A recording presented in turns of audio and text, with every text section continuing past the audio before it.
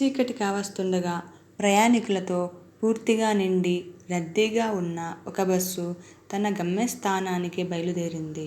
ఆ బస్సు ఒక అడవి గుండా ఘాట్ రోడ్డుపై ప్రయాణిస్తుండగా అకస్మాత్తుగా వాతావరణం మారిపోయి భయంకరమైన ఉరుములు, మెరుపులతో కూడిన కుండపోత వర్షం ప్రారంభమైంది.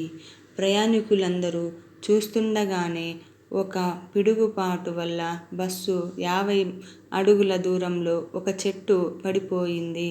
డ్రైవర్ చాకచక్యంతో బస్సును ఆపేశాడు. ఆ చెట్టు మరో పక్కకు ఉన్న లోయవైపు విరిగిపడడం వల్ల వీరి మార్గానికి అడ్డు రాలేదు. కొద్దిసేపటి తరువాత బస్సు మళ్ళీ బయలుదేరింది. ప్రయాణికులలో భయం ప్రారంభమైంది. ప్రయాణికులందరూ ఊపిరి బిగపట్టుకుని కూర్చున్నారు. ఆ బస్సు 2 కిలోమీటర్లు వెళ్ళిందో లేదో మరో పిడుగు బస్సుకు 40 అడుగుల దూరంలోని చెట్టుకు కొట్టింది.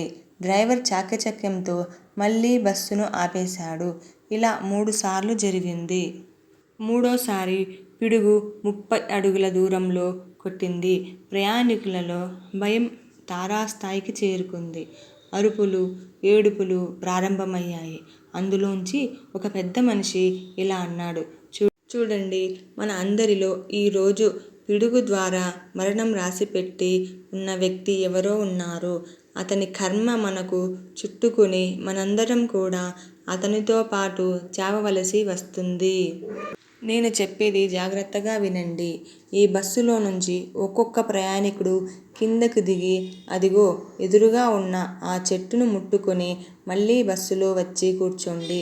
మరణం రాసిపెట్టి ఉన్న వ్యక్తికి ఆ చెట్టును ముట్టుకోగానే పిడుగుపాటు తగిలి మరణిస్తాడు.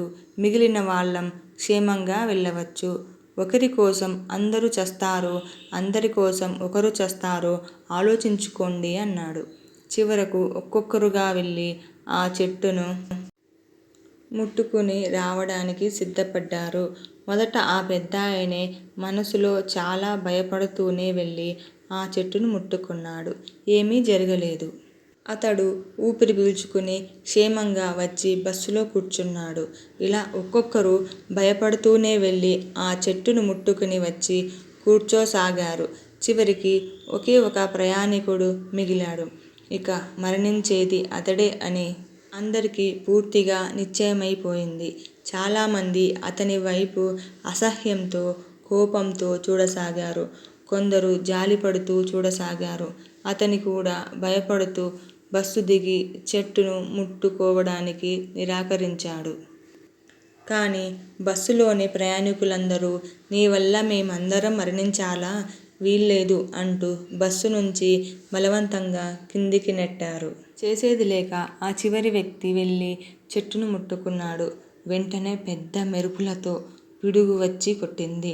తరువాత భయంకరమైన శబ్దం వచ్చింది. కానీ ఆ పిడుగు వచ్చి కొట్టింది ఆ చివరి వ్యక్తిపై కాదు, బస్సుపై. అవును, బస్సుపై పిడుగుపడి అందులోని ప్రయాణికులందరూ మరణించారు. నిజానికి ఈ చివరి వ్యక్తి ఆ బస్సులో ఉండడం వల్లనే ఇంతవరకు ఆ బస్సుకు ప్రమాదం జరగలేదు. అతని పుణ్యఫలం దీర్ఘాయుష్షు వారందరినీ కాపాడింది. ఈ కథలో లాగానే మన జీవితంలో సాధించిన విజయాలతో కానీ, ఆపదల నుండి రక్షించబడిన సందర్భాలలో కానీ ఆ క్రెడిట్ అంతా మనదే అనుకుంటాము. ఈ వీడియో గనుక మీకు నచ్చినట్లయితే లైక్ చేయండి, షేర్ చేయండి, సబ్స్క్రైబ్ చేయండి. Thank you friends.